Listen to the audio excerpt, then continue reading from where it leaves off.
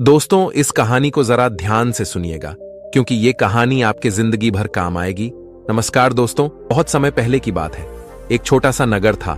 उस नगर में एक बहुत ही धनी सेठ रहा करता था। उस धनवान सेठ के पास कहने को सब कुछ था, किसी चीज की कोई कमी नहीं थी। उस धनवान सेठ ने अपने जीवन में बहुत बड़े बड़े मुकाम हासिल किए थे। उसने अपने जीवन में कई सफलताएं प्राप्त की थी।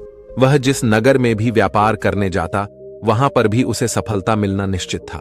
वह अपने जीवन में कभी भी हारा नहीं था। उसका व्यापार भी खूब जोरों शोरों से चल रहा था। उसके पिताजी ने उसे ऐसी 4 बातें बता रखी थी जिसका वह नियमित पालन किया करता था और उन्हीं बातों का अनुसरण किया करता था। और उन्हीं बातों की वजह से उसका जीवन बड़ा ही सुखमय था। वह जीवन के हर क्षेत्र में सफल था। ऐसे ही काफी समय बीत गया और अब वह धनवान सेठ काफी बूढ़ा हो चुका था। अब उसे लगने लगा था कि मेरी मृत्यु बहुत नजदीक है। मेरी मृत्यु कभी भी हो सकती है। और वह जानता था कि उसका बेटा बहुत भोला है, बहुत नादान है। उसे अभी दुनियादारी की समझ नहीं है। इसलिए उसने अपने बेटे को अपने पास बुलाया और अपने बेटे से कहा, बेटा, मैंने अपने पिताजी से 4 बातें सीखी थीं और उन्हीं बातों को मैंने अपने जीवन में उतारा। उन्हीं के अनुसरण की वजह से आज मैं अपने जीवन में इतना सफल हूं। अपना जीवन सुखमय पूर्वक बिता रहा हूं।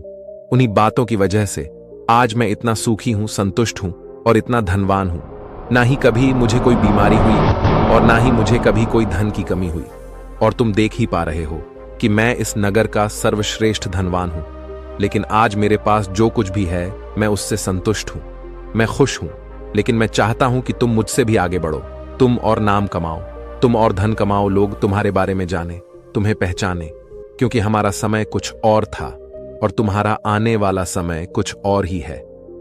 उस धनवान सेठ ने अपने बेटे को अपने और करीब बुलाया और उससे कहने लगा, बेटा, आज मैं तुमको दुनिया की ऐसी 4 महत्वपूर्ण बातें बताने जा रहा हूं जो मुझे मेरे पिताजी ने बताई थी और इसी के कारण आज मैं इतना सफल हूं। यदि तुमने इन सभी बातों को अपने जीवन में उतार लिया, इनका नियमित तौर पर पालन किया, इनका अनुसरण किया, तो तुम भी अपने जीवन में बहुत धनवान बन जाओगे।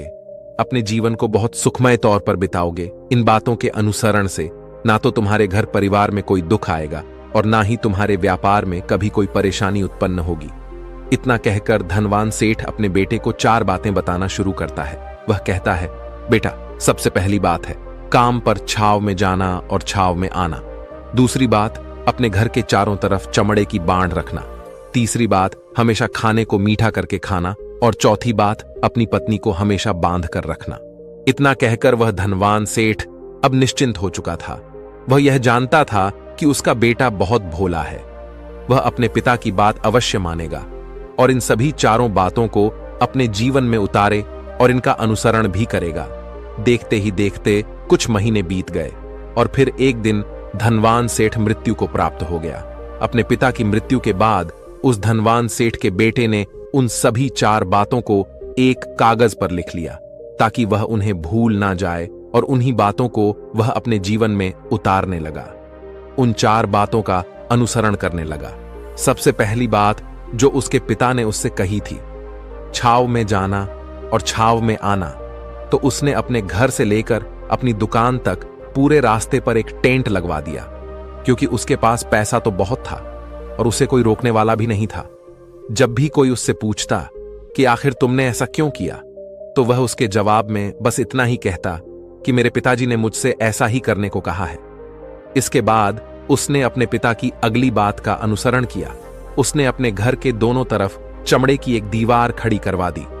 इसे देखकर आसपास के लोग बहुत क्रोधित हो गए। वे लोग उससे झगड़ा करने पर भी उतर आए। कई लोगों ने तो यह तक कह डाला कि आखिर तुमने ऐसा क्यों किया, चमड़े की बाड़ तुमने क्यों खड़ी करवा दी? चमड़े से बहुत बदबू आती है और इससे हमें तकलीफ होती है, इसे आज ही निकलवा दो। लेकिन कोई उसका कुछ भी ना बिगाड़ सका क्योंकि उसके पास बहुत पैसा था।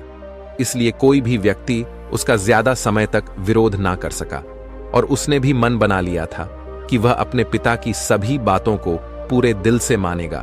उसके पिता ने उसे तीसरी बात कही थी, खाने को मीठा करके खाना, जिस कारण वह अपनी पत्नी से हर रोज खाने में कुछ मीठा ही बनवा आता था। कभी सेवियांज, कभी हलवा, तो कभी मिठाइयां। हमेशा यही सब खाता रहता। और उसके पिता ने उसे चौथी बात कही थी, अपनी पत्नी को हमेशा बांध कर रखना। जिस कारण वह हर रोज अपनी पत्नी को रस्सी से बांध कर रखता था। ऐसे ही कई दिन बीत गए और देखते ही देखते अब वह सेठ के बेटे का जीवन धीरे धीरे बर्बाद होने लगा था, क्योंकि उसने अपने पिता की सभी बातों का गलत मतलब निकाला था और वह उसी के अनुसार उनका पालन कर रहा था। देखते देखते उसका उतना बड़ा व्यापार अब ठप होने लगा था। उसके यहां पर ग्राहकों की संख्या कम होने लगी थी, क्योंकि जब उसका मन करता तब वह दुकान जाया करता और जब उसका मन करता तो वह दुकान से वापस घर लौट आता। उसका अपने पिताजी के इस कारोबार में मन नहीं लगता था। इस कारण उसके सारे ग्राहक अब उससे नाराज होने लगे थे। उसके सारे ग्राहक अब एक एक करके उस दुकान को छोड़ते चले जा रहे थे। इस तरह उसका पूरा व्यापार अब ठप हो चुका था। जिस व्यापार को खड़ा करने में उसके पिताजी ने खून पसीना एक कर दिया था, उस व्यापार को उसने कुछ ही महीनों में पूरी तरह से बर्बाद कर दिया था। अब उसका धंधा बहुत कम हो चुका था, जिस कारण वह बहुत परेशान रहता था, वह बहुत चिंतित रहता था। और इसके साथ ही उसने अपने घर के चारों तरफ चमड़े की दीवार खड़ी करवाई थी। उस कारण आसपास पर बहुत गंदी बदबू फैल चुकी थी। इसलिए जो भी उसके आसपास रहते थे उन सभी ने वह घर छोड़कर कहीं और पर अपना बसेरा बसा लिया। चमड़े की बदबू के कारण अब उसके घर में भी कोई नहीं आता था। यहां तक कि उसके मित्र और रिश्तेदार भी उस घर में आने से कतराते थे। लेकिन अब भी उसे समझ नहीं आ रहा था कि आखिर यह सब हो क्यों रहा है। वह बहुत परेशान रहने लगा था और वह हमेशा मीठा भोजन किया करता था, जिस कारण उसका वजन बहुत ज्यादा बढ़ चुका था। और इस मोटापे के कारण उसके शरीर में ना जाने कितनी सारी बीमारियों ने अपना घर बना लिया था। आए दिन उसके घर पर वेद आने लगे थे। इन्हीं कारणों से अब उसका पैसा भी इन चीजों में बर्बाद होने लगा था। और अपने पिता की चौथी बात उसने मानी थी, वह थी अपनी पत्नी को बांध कर रखता, जिसकी वजह से उसकी पत्नी उससे नाराज हो गई और वह घर छोड़कर अपने मायके लौट गई। उसने अपनी पत्नी को मनाने की कोशिश की, तरह तरह के उपाय किए, लेकिन उसकी पत्नी नहीं मानी। और वैसे भी कोई भी स्त्री ऐसे मर्द के साथ क्यों रहना चाहेगी जो उसे बेवजह ही बेबात पर बांध कर रखता हो। देखते देखते अब वह सेठ के बेटे का पूरा जीवन बर्बाद हो चुका था। ना तो अब उसके पास व्यापार बचा था, ना ही धन, ना ही उसकी पत्नी और ना ही वह रिश्तेदार जो पैसों के लिए उसके आसपास घूमा करते थे। और तो और अब उसका स्वास्थ्य भी ठीक नहीं रहता था, जिस कारण वह बहुत चिंतित रहने लगा था, बहुत परेशान रहने लगा था। उसे यह सब समझ ही नहीं आ रहा था, क्या हो रहा है और क्यों हो रहा है। इन सभी बातों को लेकर तो बहुत परेशान रहता और वह मन ही मन अपने पिताजी को कोसा करता और कहता, पिताजी, आपने तो मेरा पूरा जीवन बर्बाद कर दिया। आपकी उन 4 बातों के कारण आज मुझसे मेरा सब कुछ छिन चुका है। ना तो मेरे पास व्यापार रहा, ना ही धन दौलत, ना ही वह रिश्तेदार, ना ही मेरी पत्नी, और यहां तक कि मेरे स्वास्थ्य ने भी मेरा साथ छोड़ दिया है। आप ही के कारण आज मेरा पूरा जीवन बर्बाद हो चुका है। यदि मैंने आपकी वह 4 बातें ना मानी होती, यदि मैंने उन्हें अपने जीवन में ना उतारा होता, तो आज मैं एक सुखमय जीवन जी रहा होता। आपकी इन 4 बातों पर चलकर मुझे क्या मिला? मैंने एक आज्ञाकारी बेटे की तरह आपकी सारी बातें भली भांति मानी, उन पर यकीन किया, उनका अनुसरण किया। लेकिन मैं ही मूर्ख था जो मैंने आपकी उन बातों पर आंख बंद करके यकीन कर लिया। इतना कहकर वह फूट फूट कर रोने लगा। तभी उसे एक दिन पता चला कि उसके पास के नगर में एक साधु आए हुए हैं और वह साधु सभी की समस्याओं का हल बताते हैं। चाहे कैसी भी समस्या हो, वह उसका निवारण अवश्य करते हैं। यह सुनकर उसने सोचा कि चलो एक बार मिलकर देखता हूं, हो सकता है कि मेरी भी समस्या का समाधान मुझे मिल जाए। इस आशा के साथ वह उन साधु के पास पहुंचा। वहां पहुंचकर सीधा उनके चरणों में जा गिरा और जोर जोर से रोने लगा। वह कहने लगा, हे गुरुवर, अब आप ही मुझे बचा सकते हैं। मेरे पिताजी ने तो मेरा पूरा जीवन बर्बाद करके रख दिया। आज मेरी जो भी स्थिति है वह सब मेरे पिताजी के कारण ही है। मेरे पिताजी ने मुझे जैसा कहा मैंने वैसा ही किया। हमेशा एक अच्छे बेटे की तरह उनकी सारी बातें मानी, अपने सारे फर्ज निभाए। और देखिए मेरे पिताजी ने मेरे साथ क्या किया। मरते मरते भी वह मुझे गलत बात सिखा गए और उसका खामियाजा मुझे आज भुगतना पड़ रहा है, क्योंकि मैंने उनकी सभी बातों को अपने जीवन में उतारा, उनका अनुसरण किया। और देखिए आज मेरे साथ क्या हो गया। मेरा तो पूरा जीवन ही बर्बाद हो गया। मैं अब तक यह नहीं समझ पाया कि मेरे पिताजी ने मेरे साथ ऐसा क्यों किया। क्या मैंने उनके साथ कुछ गलत किया था? इतना कहकर वह उन साधु के सामने और भी जोर जोर से रोने लगा। तभी वह साधु महाराज उस सेठ के बेटे से कहते हैं, बेटा चुप हो जाओ, पहले मुझे अपनी सारी बात तो बताओ। आखिर तुम्हारे साथ क्या हुआ है? तुम इस तरह से क्यों रो रहे हो? तुम्हारी इस परेशानी का क्या कारण है? उन साधु के इतना कहने पर उस सेठ के बेटे ने पर्ची उन साधु के हाथ में रख दी, जो उसने अपने पिता की मृत्यु के बाद लिख रखी थी, जिसमें उसने अपने पिता की चारों बातें लिखी थीं। उन साधु ने पर्ची ली और उसे पढ़ने लगे, और उन्होंने जैसे ही वह पढ़ा तो वह जोर जोर से हंसने लगे, और वह उस सेठ के बेटे से कहते हैं, तुम कितने बड़े मूर्ख हो। तुम्हारे पिता ने तो तुम्हें दुनिया का सारा ज्ञान दे दिया, लेकिन तुम उसे समझ नहीं पाए, तुम उसका सही तरह से पालन नहीं कर पाए, और कहते हो कि तुम्हारे पिता ने तुम्हें गलत राह दिखाई है, तुमने गलत संदेश दिया है। तुम्हारे पिताजी तो तुम्हारी परीक्षा ले रहे थे कि तुम उनकी बातों को समझ पाते हो या नहीं, तुम उनकी बातों का सही मतलब निकाल पाते हो या नहीं। यदि वह चाहते तो इसका मतलब तुम्हें अच्छी तरह से बता सकते थे, लेकिन वह चाहते थे कि तुम इन बातों का मतलब खुद से जानो, खुद से समझो कि इन बातों का क्या अर्थ है। लेकिन अब तो ऐसा प्रतीत होता है कि मानो तुम्हारी बुद्धि बिल्कुल भ्रष्ट हो चुकी है। तुमसे बड़ा मूर्ख मैंने आज तक नहीं देखा। जिसके पास दुनिया का इतना बड़ा ज्ञान हो, वह भला इतनी बड़ी मूर्खता कैसे कर सकता है? तुम्हारे पास कोई ज्ञान नहीं है, तुमने कोई भी ज्ञान अर्जित ही नहीं किया। अगर तुम इन बातों का सही मतलब समझ चुके होते तो तुम भी अपने जीवन में अपने पिता की तरह ही सफल होते, खुश होते, और तुम्हारा जीवन सुखमय तरह से बीत रहा होता। लेकिन तुम इतने बड़े मूर्ख हो कि तुमने अपने पिता की बातों का गलत मतलब निकाल लिया। उन बातों के मतलब के बारे में तुमने सोचा तक नहीं। उन्होंने जैसा कहा तुमने वैसा करना शुरू कर दिया। यदि तुम्हें उन बातों का अर्थ नहीं पता चल रहा था तो तुम किसी ज्ञानी से मिल सकते थे, तुम उससे उस बात का मतलब निकाल लेते। लेकिन जैसा तुमने अपने पिता की इन बातों को समझा है, इसका मतलब वैसा नहीं है। इस पर वह धनवान सेठ का बेटा कहता है, हे गुरुवर, आप क्या कहना चाहते हैं? क्या मैं अपने पिता की बातों को सही नहीं समझ रहा? और वैसे भी इसमें समझने लायक है क्या? उन्होंने तो सब कुछ साफ साफ ही बताया था और मैंने उन्हें अपने जीवन में उसी तरह से उतार लिया, तो फिर मैंने गलत क्या किया है? इस पर गुरुवर एक बार फिर मुस्कुराने लगे और उस सेठ के बेटे से कहते हैं, बेटा, यह जो बातें लिखी गई हैं, इन बातों के पीछे एक गहरा अर्थ है जिसे तुम समझ नहीं पाए। इसी कारणवश तुमने यह मूर्खता कर दी और इसी कारणवश तुमने अपना पूरा जीवन बर्बाद कर लिया। लेकिन अब भी कुछ नहीं बिगड़ा, अब भी तुम्हारे पास बहुत समय है। यदि तुम चाहो तो अब से मेहनत करके भी तुम अपने जीवन में एक बार फिर से वह खुशहाली, वश, समृद्धि सब कुछ हासिल कर सकते हो। इस पर वह सेठ का बेटा कहता है, ठीक है, कृपया करके मुझे उन चारों बातों का मतलब समझाइए। आखिर उन चार बातों का क्या अर्थ है?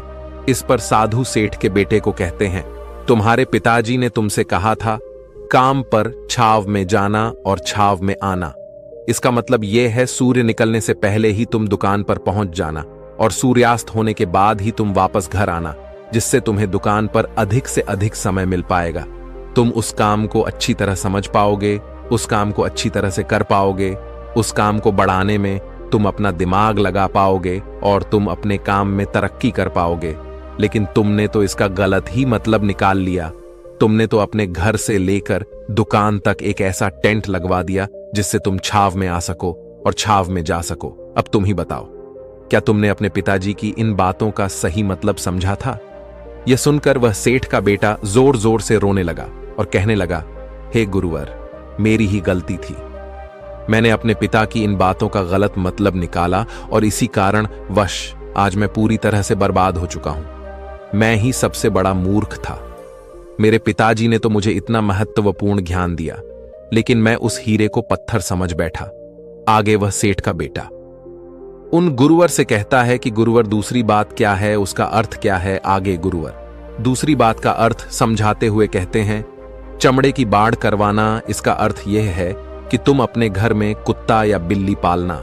जब तुम अपने घर में कुत्ता बिल्ली पाल लोगे तो यह तुम्हारे घर की चारों ओर से रक्षा करेगा, जिससे तुम्हारी धन दौलत पूरी तरह से सुरक्षित रहेगी और तुम बेफिक्र होकर दुकान पर मन लगा सकोगे, बेफिक्र होकर दुकान के कामों को समझ सकोगे और तरक्की कर पाओगे। और तो और तुम्हारे मन में कभी यह भी डर नहीं होगा कि कहीं कोई चोर आकर मेरी संपत्ति न चुरा ले। चमड़े की बाढ़ करवाने का असली मतलब यह है, लेकिन तुमने तो चमड़े की बाढ़ करवाने का मतलब कुछ और ही निकाल दिया। तुमने तो अपने घर की 2 दीवारों को ही चमड़े से पूरी तरह से भरवा दिया, जिस कारण आसपास गंदी बदबू फैल गई। तुम्हारे आसपास के पड़ोसी भी अपना घर छोड़कर कहीं और चले गए। यहां तक कि तुम्हारे मित्र, तुम्हारे सगे संबंधी भी उस बदबू के कारण तुम्हारे घर पर आने से कतराने लगे। और अब हालत यह हो चुकी है कि ना तो तुम्हारे घर पर कोई आता है और ना ही कोई जाता है, और इसी कारणवश लोग तुम्हें नापसंद करने लगे। और तुम्हारी बर्बादी का यह भी कारण है। आगे सेठ का बेटा कहता है, हे गुरुवर, यह सब तो ठीक है, लेकिन यह खाने को मीठा करके खाना, इसका क्या मैंने इसका भी अर्थ गलत निकाला है क्या? मैंने तो अपने पिता की बातों के कहे अनुसार ही हर रोज मीठा खाया, और आज देखिए मेरा शरीर कितना वजनदार हो चुका है, जिस कारण मुझे अनेक प्रकार की बीमारियों ने घेर रखा है। क्या मैं इस बात को भी गलत समझ रहा था? इस पर वह साधु उस सेठ के बेटे से कहते हैं, हाँ, तुमने इस बात का भी गलत मतलब ही निकाला है। मीठा करके खाने का अर्थ यह है कि जब भी तुम्हें भूख तेजी से लगे तभी तुम्हें भोजन करना है, ना उसके पहले और ना उसके बाद। अन्यथा यदि तुम्हें भूख ना लगी होगी और तुम्हें भोजन मिल जाए तो तुम उस भोजन की कभी कदर नहीं करोगे। वह रोटी तुम्हें कभी मीठी नहीं लगेगी, फिर चाहे वह भोजन कितना भी स्वादिष्ट क्यों ना हो, चाहे भोजन कितना भी लाजवाब क्यों ना हो, तुम उसकी कदर कभी नहीं कर पाओगे, तुम उसका सम्मान कभी नहीं कर पाओगे। किंतु जब एक व्यक्ति को जोरों की भूख लगी होती है तो उसके सामने यदि तुम सूखी रोटी भी रख दो तो भी वह उसके लिए किसी पंचमेल से कम नहीं है। वह उसे प्रेम पूर्वक खाता है, उसका आदर करता है, उसका सम्मान करता है, और वह रोटी उसे मीठी लगती है। इसीलिए तुम्हारे पिताजी ने यह कहा था कि भोजन मीठा करके खाना, जिससे तुम्हारा स्वास्थ्य भी अच्छा रहेगा। क्योंकि जब एक व्यक्ति को भूख लगी होती है और उस समय पर जब वह भोजन करता है तो वह उसके लिए एक अमृत समान होता है, और वहीं पर जब किसी व्यक्ति को भूख ना लगी हो और ऐसे समय पर वह भोजन करता है तो वह उसके लिए विष समान है, वह उसे बहुत नुकसान पहुंचा सकता है। लेकिन तुमने तो इसका भी गलत मतलब निकाला था। तुम हर रोज मीठा खाने लगे, जिस कारण तुम्हारा वजन बढ़ने लगा, और इसी कारणवश तुम्हारे शरीर में अनेक रोग ने अपना घर बना लिया और यह तुम्हें मृत्यु के करीब ले जा रहा था। इसलिए आज से जब भी तुम्हें जोरों की भूख लगे तभी भोजन करना तुम्हारे लिए अत्यधिक फायदेमंद होगा और तुम्हारे शरीर को हमेशा निरोगी बनाने में तुम्हारी मदद करेगा। और जब भी तब भोजन की आवश्यकता ना हो, तुम्हें भूख ना लगी हो, ऐसे समय पर भोजन कभी ना करना। यह तुम्हारे लिए बहुत नुकसानदायक साबित होगा, और यही तुम्हारी तीसरी गलती थी जिस कारण तुम्हारा पूरा जीवन बर्बाद हो रहा था। आगे सेठ का बेटा कहता है, चौथी बात तो बिल्कुल साफ लिखी गई है, अपनी पत्नी को हमेशा बांध कर रखना। तो इसका अर्थ भी कुछ और है क्या? मैंने इसका भी गलत मतलब निकाला है। इस पर साधु कहते हैं, हाँ बेटा, अपनी पत्नी को बांध कर रखने का अर्थ यह नहीं है कि तुम रोज रस्सी से बांध कर रखो, बल्कि इसका अर्थ तो यह है कि जब भी तुम दोनों के बीच में कोई आपसी मतभेद हो जाए, कुछ नोक झोंक हो जाए, तो तुम अपनी पत्नी पर हाथ मत छोड़ना। जब तक एक स्त्री का पति उसके साथ रिश्ते में बंधा होता है तो वह अपने रिश्तों में बंध जाती है और वह अपने रिश्ते को पूर्ण तरीके से निभाने का हर मुमकिन प्रयास करती है। और ऐसे समय पर यदि तुम्हारे बीच कुछ नोक झोंक हो जाए, कुछ गलतियां हो जाएं, और ऐसे समय पर तुम उस स्त्री का हाथ नहीं छोड़ते तो वह तुम्हें छोड़कर कभी नहीं जाएगी। लेकिन इसका अर्थ यह भी नहीं है कि तुम अपनी पत्नी पर अत्याचार करो, बल्कि तुम्हारे पिताजी यहां पर कहना चाहते थे कि जो भी कोई व्यक्ति तुम्हारे साथ किसी रिश्ते में जुड़ा हुआ है, उसे अपने रिश्ते में इस तरीके से बांध लो कि वह तुम्हारे साथ झगड़े और नोक झोंक के बाद भी नुकसान न पहुंचा सके, वह तुम्हारे साथ कुछ गलत ना कर सके और तुम्हारा फायदा ना उठा सके। अपने रिश्तों को हमेशा बांध कर रखना, उन्हें खुला मत छोड़ना, अन्यथा वह तुम्हारे हाथ से फिसल जाएंगे। और हम में से अधिकांश लोग अपने जीवन में यही गलतियां करते हैं और अपने नए रिश्तों को कभी समय नहीं देते, जिस कारण उनका रिश्ता उतना मजबूत नहीं हो पाता और इसी कारणवश वह अपने रिश्ते से हाथ धो बैठते हैं। और यही गलती तुमने भी की। तुमने तो अपनी पत्नी को बांध कर रखा था, तो भला वह तुम्हें कैसे माफ कर सकती है? और यही कारण है कि वह तुम्हें छोड़कर चली गई। तुमने जो अपनी पत्नी के साथ किया वह माफी के लायक नहीं है, लेकिन तुम्हें अपनी पत्नी से माफी मांगनी चाहिए क्योंकि तुमने गलत किया है। इसलिए जाओ और अपनी पत्नी से माफी मांगो, उसे वापस घर लाओ। और यही वह 4 बातें थीं जो तुम्हें तुम्हारे पिता ने समझाने का प्रयास किया था, लेकिन तुमने इन सभी बातों का गलत मतलब निकाला और इसी कारणवश तुम पूरी तरह से बर्बाद हो गए। किंतु अभी भी तुम्हारे पास बहुत समय है। यदि तुम इन सभी बातों का सही से अनुसरण करते हो तो तुम अपने जीवन में एक बार फिर से वह सब कुछ हासिल कर सकते हो जो तुमने खोया है। ये सारी बातें हमारे जीवन की पूरी परेशानियों का समाधान है। तुम किसी भी तरह से इनको देख सकते हो।